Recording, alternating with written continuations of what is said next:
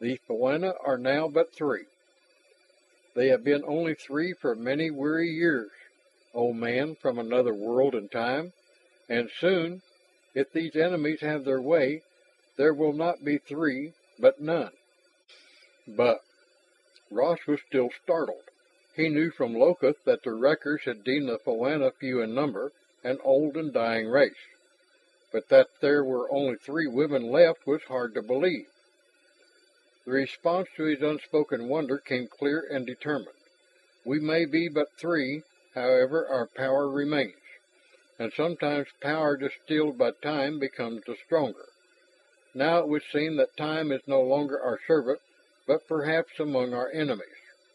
So tell us this tale of yours, as to why the rovers would make one with the Foanna. Tell us all, younger brother. Ross reported what he had seen, what Tino Ra and Tao had learned from the prisoners taken at Kyanad. And when he had finished, the three Foannas stood very still, their hands clasped one to the other. Though they were only at arm's distance from him, Ross had the feeling they had withdrawn from his time and world. So complete was their withdrawal that he dared to ask Ash one of the many questions which had been boiling inside him. Who are they? But Ross knew he really meant, what are they? Gordon Ash shook his head. I don't really know. The last of a very old race which possesses powers and knowledge different from any we have believed in for centuries. We have heard of witches. In the modern day we discount the legends about them. The Foanna bring those legends alive, and I promise you this, if they turn those powers loose... He paused. It will be such a war as this world, perhaps any world, has never seen. That is so. The Foanna had returned from the place to which they had withdrawn. And this is also the truth, or one face of the truth. The rovers are right in their belief that we have kept some measure of balance between one form of change and another on this world. If we were as many as we once were, then against us these invaders could not move at all.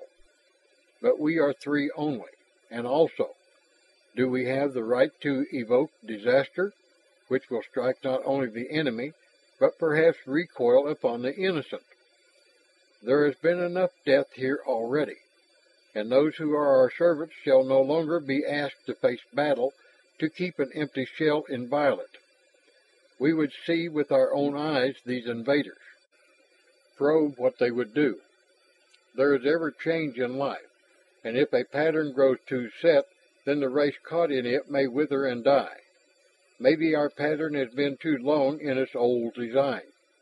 We shall make no decision until we see in whose hands the future may rest. Against such finality of argument there was no appeal. These could not be influenced by words.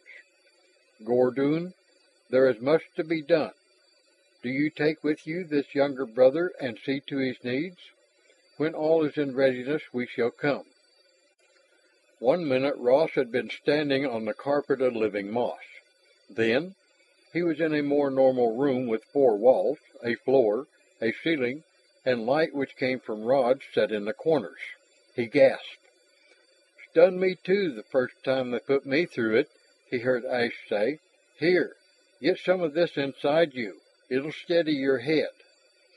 There was a cup in his hand, a beautifully carved, rose-red container shaped in the form of a flower.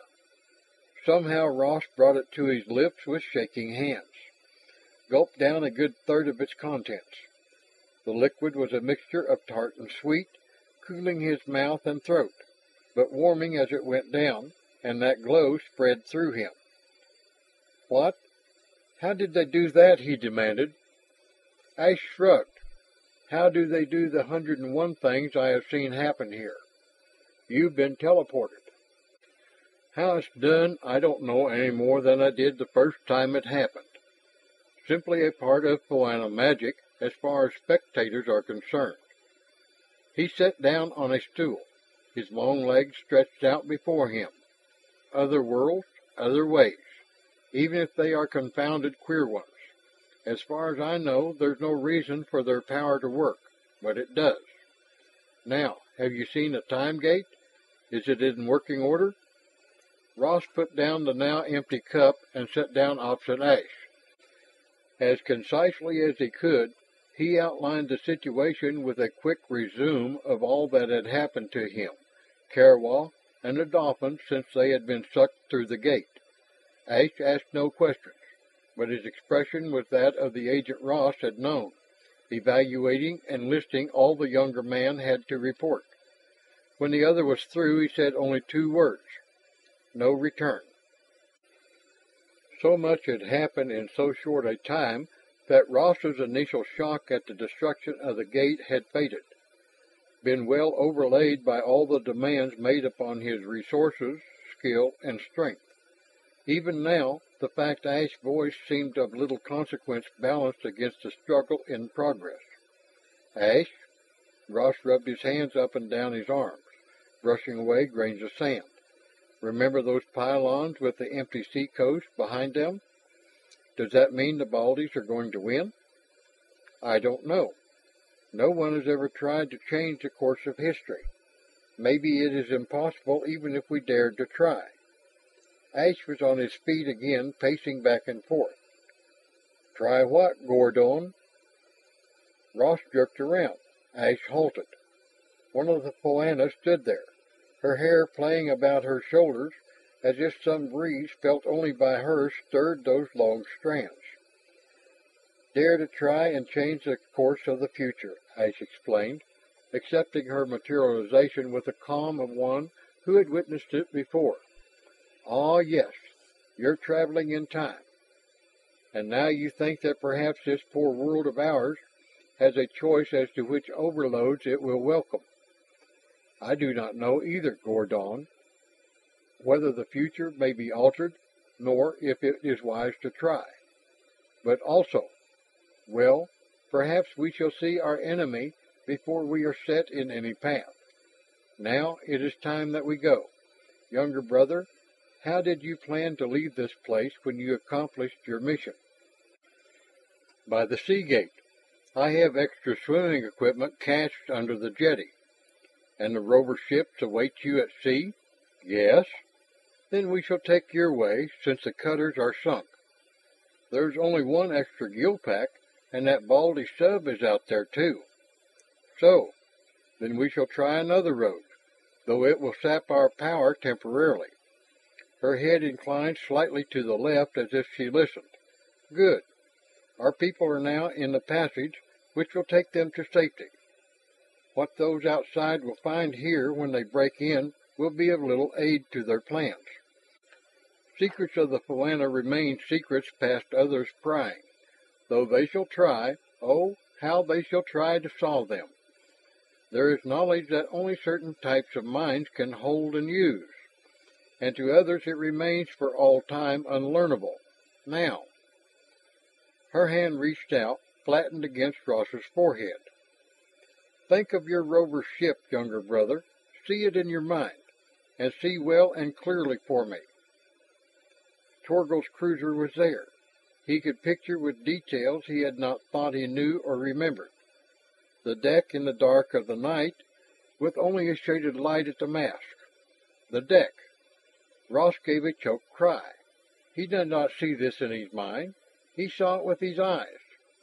His hand swung out in an involuntary gesture of repudiation, and struck painfully against wood. He was on the cruiser. A startled exclamation from behind him, then a shout. Ash was here, and beyond him 3 cloaked figures, the Foanna. They had their own road indeed, and had taken it. "You, Ross?" Vistor fronted them, his face a mixture of bewilderment and awe. "The Foanna," said in a half whisper, echoed by crewmen gathering around, but not too close. "Gordon." Carwa elbowed her way between 2 of the Havakians and ran across the deck. She caught the agent's both hands as if to assure herself that he was alive and there before her. Then she turned to the 3 Foanna. There was an odd expression on the Polynesian girl's face. First amazement with some fear, and then of dawning wonder. From beneath the cloak of the